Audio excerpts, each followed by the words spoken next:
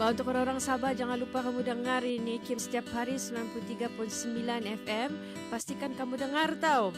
Ini betul-betul bagi manfaat sama kita orang Sabah. Bismillahirrahmanirrahim. Alhamdulillahirrabbilalamin. Wassalatu wassalamu ala asyrafil anbiya wal mursalin Sayyidina Muhammad wa ala alihi wa sahbihi ajma'in. Assalamualaikum warahmatullahi ta'ala wabarakatuh. Kepada para pendengar yang masih setia bersama kami di Destinasi IKIM pada waktu ini.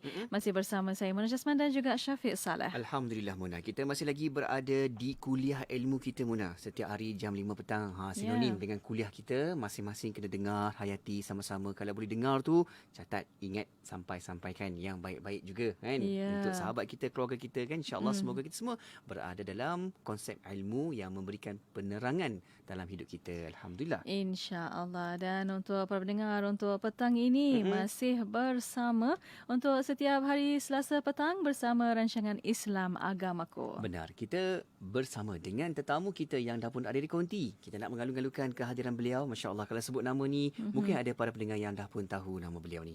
Okey, mengalu-alukan kehadiran Ustaz Datuk Dr. Zaifuddin Mat Rasib, juga merupakan pendakwa bebas, juga memiliki PhD dalam perbandingan agama. Assalamualaikum. Waalaikumsalam warahmatullahi wabarakatuh. Apa khabar hari ini, Datuk? Alhamdulillah. Sihat Datuk Sihat, alhamdulillah. Syukur. Serak sikit suara. Orang kata bila serak-serak tu biasalah Datuk, sebab tak kurang dengan jadual yang begitu padat sebenarnya kan. Pergi kuliah, masya-Allah. Tapi alhamdulillah, terima kasih Datuk datang sampai juga ke konti kita minggu ni kan. Alhamdulillah. Dan juga Mona, kita bersiaran di Facebook Live. Anda boleh tonton selangsung di situ, dan kalau ada pertanyaan persoalan boleh hantarkan di Facebook Live kita, dan juga boleh hantarkan di talian WhatsApp konti kita 011-2900-4004. Dan untuk petang ini bersama tajuk Sinar Hidayah melalui perbandingan agama. Mungkin kita sebagai mukadimah kita nak tahu daripada Datuk. Mungkin kita nak tahu alam ilmu perbandingan agama itu mungkin satu ilmu yang baru bagi umat Islam. Mungkin kita nak tahu apakah kepentingan ilmu ini kepada kehidupan umat Islam. Silakan Datuk. Okay, terima kasih DJ Syafiq dan DJ Mona. Sama-sama. Sidang pendengar sekalian, ilmu perbandingan agama bukanlah satu ilmu yang baru bagi umat Islam. Sejak bermulanya dakwah Islam, Al-Quran telah mula membicarakan tentang ilmu perbandingan agama. Daripada awal, Islam banyak bicarakan tentang agama-agama. Contohnya, agama Ahli Kitab, tentang As-Sabi'in, dan mereka yang kufur pada Allah Subhanahu Wa Taala. Bahkan dalam Al-Quran, ada beberapa ayat yang membicarakan perkara ini. Contohnya, saya petik beberapa ayat dan kepentingannya dalam masyarakat umat Islam zaman Rasulullah SAW dan zaman kita sekarang ini. Seperti mana yang dijelaskan oleh Allah SWT dalam surah Al-Ma'idah ayat 72, Allah SWT jelaskan, laqad kafara alladhina qalu innallaha huwal masih ibn Maryam. Sungguhnya kufurlah mereka yang menyatakan bahawa Al-Masih anak Maryam itu adalah merupakan Tuhan. Bahkan Al-Quran menjelaskan, waqala al-masihu ya bani Israel a'budullaha rabbi wa rabbukum. Berkata Nabi Isa, anak putera Maryam, wahai Bani Israel, sembahlah Tuhanku dan Tuhan kamu. Daripada ayat sini, kita dapat mengetahui bahawa kepentingan ilmu perbandingan agama daripada awal untuk kita mengetahui agama-agama lain, agar kita mengetahui hakikat sebenar ajaran yang dibawa oleh para anbiya sebelum Nabi Muhammad sallallahu alaihi wasallam. Demikian juga kadang-kala Rasulullah SAW membuat perbandingan dalam bidang fiqh contohnya dengan perbandingan agama. Dalam bab puasa kita dah dekat dengan bulan Ramadan ni kan. Rasulullah SAW ada sebutkan al-faslu baina siyamikum wa siyami ahli kitab aklat sahur. Perbezaan di antara puasa kamu dengan puasa ahli kitab ialah makan sahur. Jadi orang Islam disunatkan untuk makan sahur. Tetapi ahli kitab, mereka berpuasa, mereka tak makan sahur.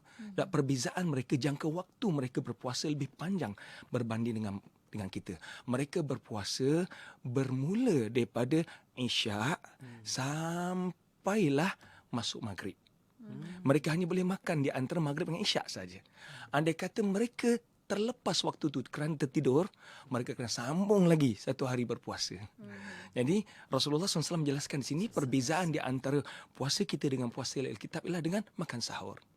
Demikian juga Rasulullah SAW menggunakan ilmu perbandingan agama ini dalam beberapa bidang fiqh yang lain. Contohnya ketika mana umat Islam berhijrah ke Madinah dan syariat sembahyang diberikan oleh Allah SWT.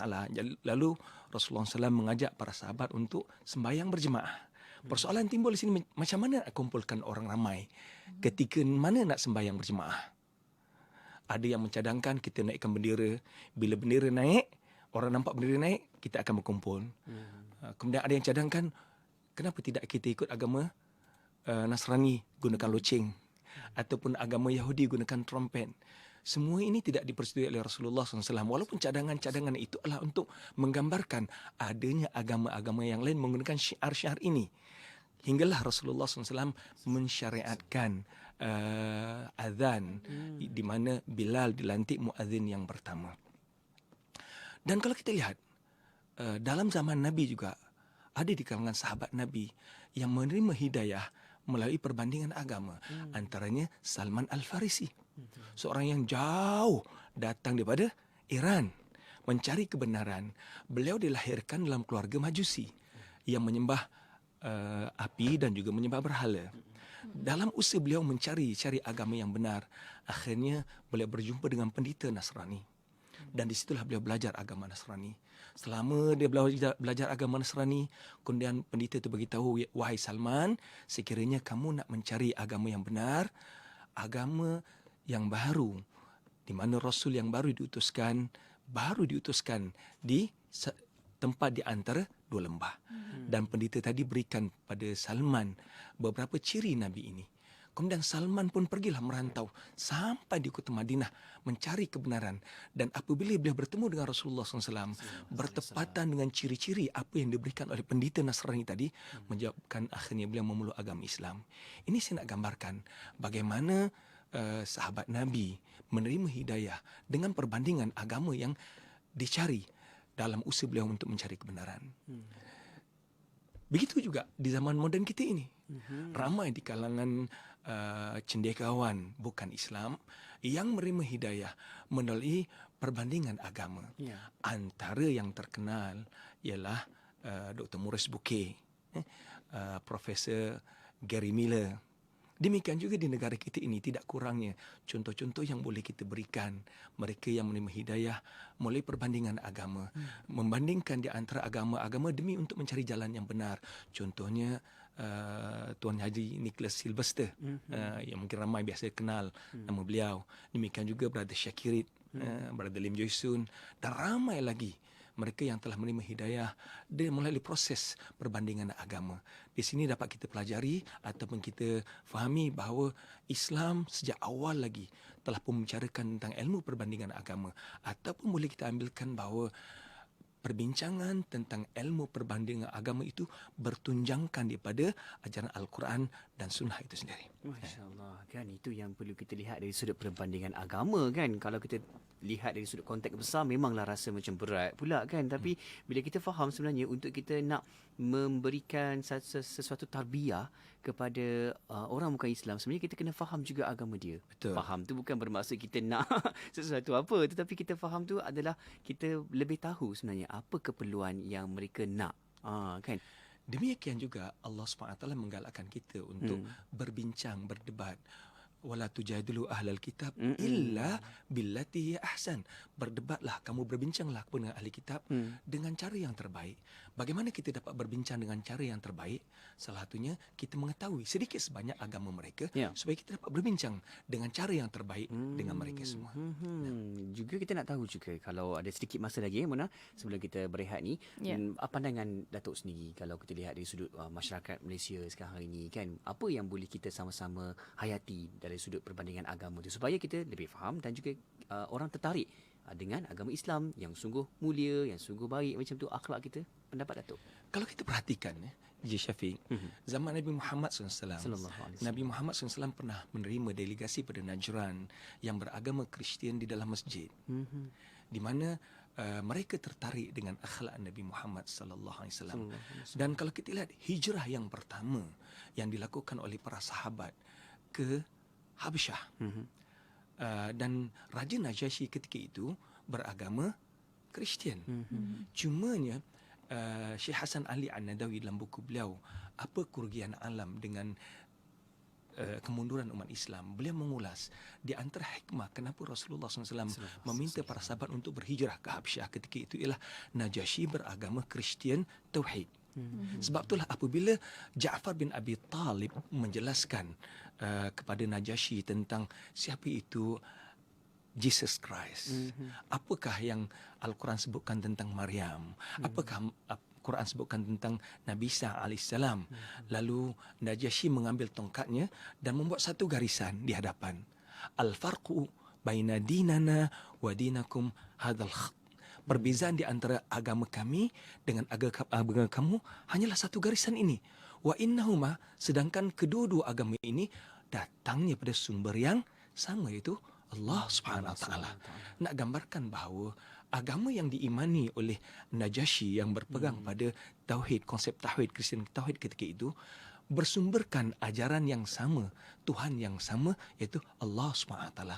Mungkin nama berbeza. Bagi orang Yahudi memanggil Tuhan mereka Yahweh. Allah Tuhan yang sama dengan Tuhan yang disebut oleh umat Islam, ya Allah SWT, Tuhan yang Maha Esa. Sebab dalam Taurat banyak menyebutkan fakta-fakta ini yang mungkin boleh kita bincangkan lebih detail kemudian. Masya Allah, itulah orang kata Mona, tak kenal maka tak cinta, kan? Kita kenal agama kita, yakni agama Islam, maka tahulah sumbernya itu, insya-Allah. Okey. Kita nak berehat seketika? Ya, kita berehat seketika pada waktu ini para pendengar yang ingin menghantar soalan boleh hantarkan soalan anda melalui WhatsApp konti 0112900404 dan juga boleh tinggalkan soalan anda di FB Live IKIM FM. Kita berehat seketika pada waktu ini, kita akan